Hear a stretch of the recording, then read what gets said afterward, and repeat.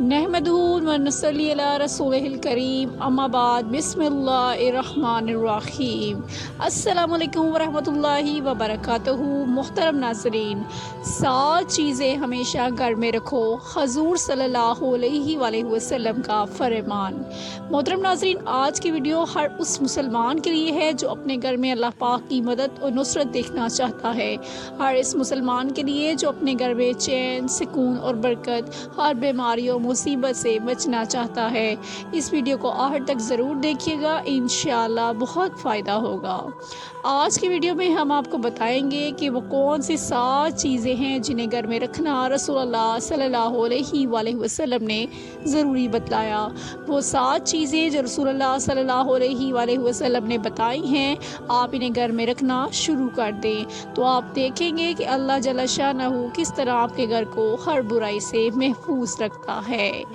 घर में बरकतों का नज़ूल शुरू हो जाता है, मायूसियाँ खुशियों में तब्दील होना शुरू हो जाती हैं।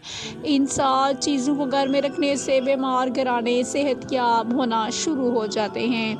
इन 7 चीज़ों को घरों में रखने से तंगदस्ती खुशहाली में बदलना शुरू हो जाती है। इन 7 चीज़ों को घरों में रखने से अटके हुए और फंसे हुए काम अल्लाह की गैबी मदद से पाए तकमील तक पहुँचते नज़र आएंगे। इन 7 चीज़ों को घरों में रखने से बच्चियों और बच्चियों के मनपसंद घरानों में रिश्ते तय पाने शुरू हो जाएंगे। मोहतरम नाजरीन, वो कौन सी 7 चीज़ें हैं जिन्हें घर में रखना रसूलुल्लाह सल्लल्लाहु अलैहि वसल्लम ने ज़रूरी बतलाया है, वो 7 चीज़ें भी हम आपके साथ शेयर करेंगे। लेकिन इससे पहले हम आपको बताना चाहते हैं कि जो शख्स ये 7 कलिमात याद कर ले तो वो अल्लाह ताला के यहाँ बाइज़्ज़त होता है। फरिश्ते इसकी ताज़ीम करते हैं। वो 7 कलिमात कौन से हैं? 7 कलिमात बयान करने के बाद आपके साथ वो 7 चीज़ें शेयर करेंगे जिन्हें घर में रखना रसूलुल्लाह सल्लल्लाहु अलैहि वसल्लम ने ज़रूरी बतलाया है। फ़िक़्ह अबुल इलीस रहमतुल्लाह अलैह फरमाते हैं कि जो शख्स 7 कलिमात याद कर ले तो अल्लाह ताला के यहाँ बाइज़्ज़त होता है। फरिश्ते इसकी ताज़ीम करते हैं, अल्लाह पाक इसके गुनाह बख्श देते हैं, हाँ समंदर की जाग की मानंद हो। ऐसा शख्स ताकत की लज्जत महसूस करता है। इसकी हयात और मौत दोनों इसके हक़ में बेहतरीन जाती हैं। अव्वल, हर काम के शुरू में बिस्मिल्लाह पढ़ना। दूसरा, हर चीज़ के ख़त्म पर अल्हम्दुलिल्लाह कहना। तीसरा, ये कि कोई लग़्व बात कर बैठे कम या ज़्यादा तो इसके बाद अस्तग़फ़िरुल्लाह कहना। चौथा, कि जब यूँ कहे कि कल फ़लाँ काम करूँ तो साथ ही कहे इंशाअल्लाह। पाँचवा, ये कोई नापसंद बात देखे तो ला हौल वला कुव्वता इल्ला बिल्लाहिल अलिय्यिल अज़ीम। छठा, ये कि जब कोई मुसीबत पेश आए, जान की हो या माल की, थोड़ी हो या ज़्यादा, इन्ना लिल्लाहि व इन्ना अलैहि राजिऊन पढ़े। सातवां, ये कि दिन के औकात हों या रात के लम्हात, इसकी ज़ुबान पर ला इलाहा इल्लल्लाह जारी रहे।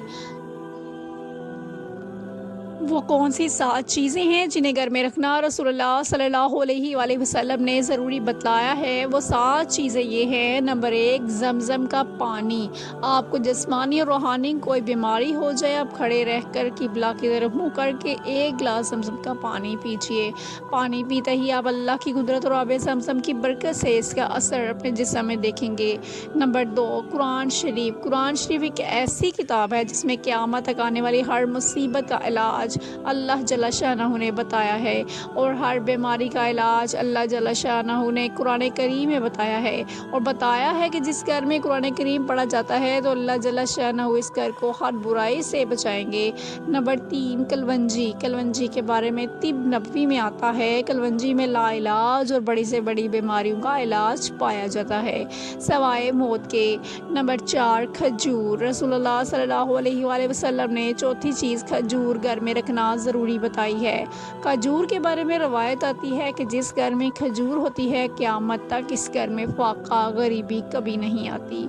खजूर के बारे में आता है कि अगर वो शख्स सुबह शाम दिन में सिर्फ 7 खजूरें खाए तो बतलाया कि इसकी मौत ना इसे कोई روحانی بیماری ہوگی، نہ اسے کوئی جسمانی بیماری ہوگی۔ نمبر 5، زیتون کا تیل۔ زیتون کے بارے میں اللہ جل شانہ نے قرآن پاک کی ایک آیت اتاری ہے، وَالتِّینِ وَالزَّیْتُونِ سے جو آیت شروع ہوتی ہے وہ صرف زیتون کے بارے میں ہے۔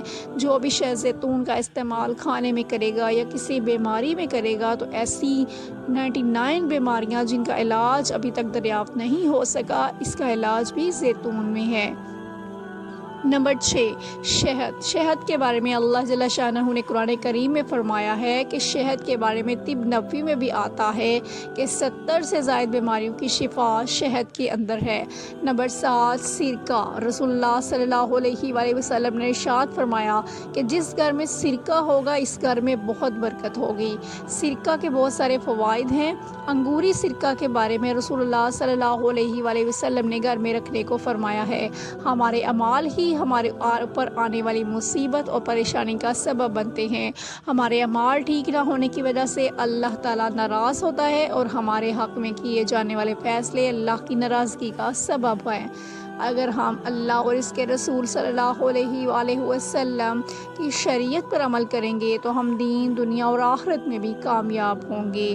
حضرت ابو ذر غفاری رضی اللہ عنہ فرماتے ہیں کہ مجھے رسول اللہ صلی اللہ علیہ وآلہ وسلم نے 7 نصیحتیں کی ہیں۔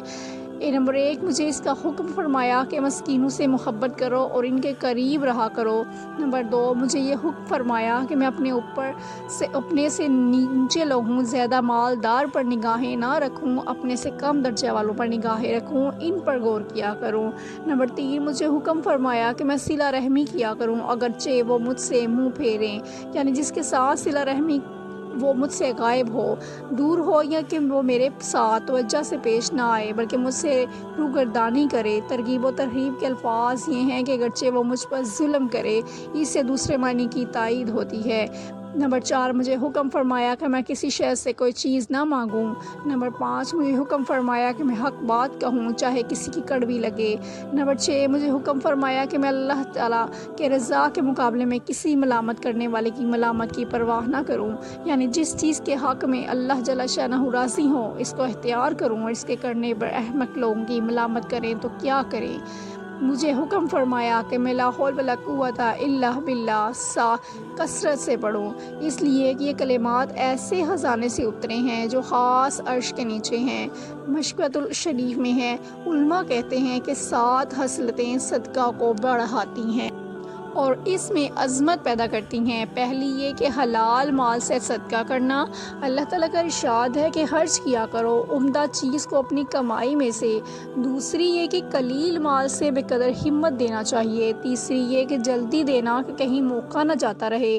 چوتھی یہ کہ بہترین اور عمدہ مال سے دینا، کیونکہ اللہ تعالیٰ کا فرمان ہے، اور ردی چیز کی طرف نیت مت لے جایا کرو کیونکہ اس میں سے خرچ کرو حالانکہ تم خود بھی اس کے لینے والے نہیں۔ ہاں، اگر چشم پوشی کر جاؤ اور یہ یقین رکھو کہ اللہ تعالیٰ کسی کے محتاج نہیں، تعریف کے لائق ہے، یعنی جس طرح تم نے کسی سے قرض لینا ہو تو ردی مال نہیں لیتے سوائے اس کے کہ چشم پوشی ادھر گزر کر جاؤ۔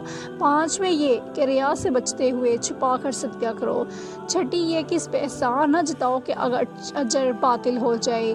7ویں یہ کہ اس کے بعد تکلیف نہ پہنچاؤ، کیونکہ اللہ کا ارشاد ہے کہ تم احسان جتا کر یا ایذا پہنچا کر اپنے حالات کو برباد مت کرو۔ بہ والا عزم کا شافع القلوب۔